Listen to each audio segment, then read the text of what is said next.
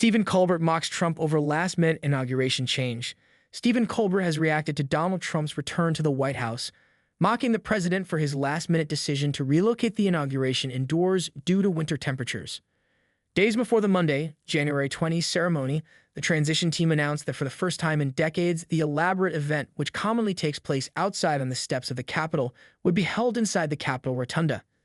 Hours after the ceremony, The Late Show with Stephen Colbert host teased Trump for the last-minute location change in his opening monologue.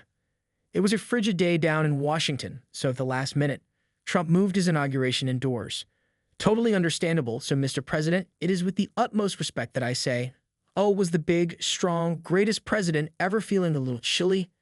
You want some hot cocoa with marshmallows?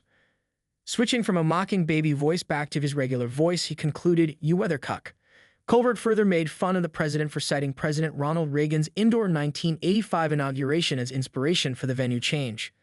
Reading aloud the president's Truth Social post in his best Trump voice, the late-night host recited, I'd ordered the inauguration address, in addition to prayers and other speeches, to be delivered in the United States Capitol Rotunda, as was used by Ronald Reagan in 1985, also because of very cold weather. Don't act like you're doing it just because of Reagan, Colbert huffed, quipping, honey, it's not that I couldn't perform in bed last night.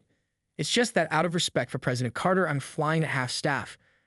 As part of his first 5 executive orders, Trump declared that all flags be flown at full mast for the remainder of Monday and any future inauguration days.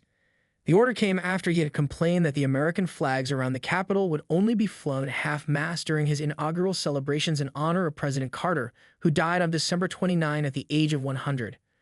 Per tradition, flags are flown at half-staff 30 days following the death of a president. Because of the death of President Jimmy Carter, the flag may, for the first time ever during an inauguration of a future president, be at half-mast. Nobody wants to see this, and no American can be happy about it, Trump wrote on Truth Social at the beginning of the month.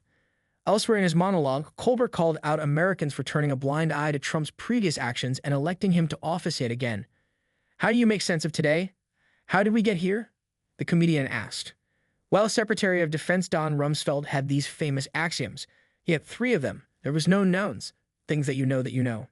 There are known unknowns, things that you know that you don't know.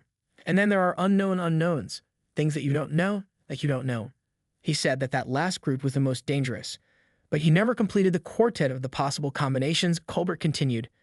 The most dangerous one is the unknown knowns, things that we know, but we choose to unknow for some reason. There may be a perfectly understandable reason the American people had decided to unknow what they definitely knew about Donald Trump.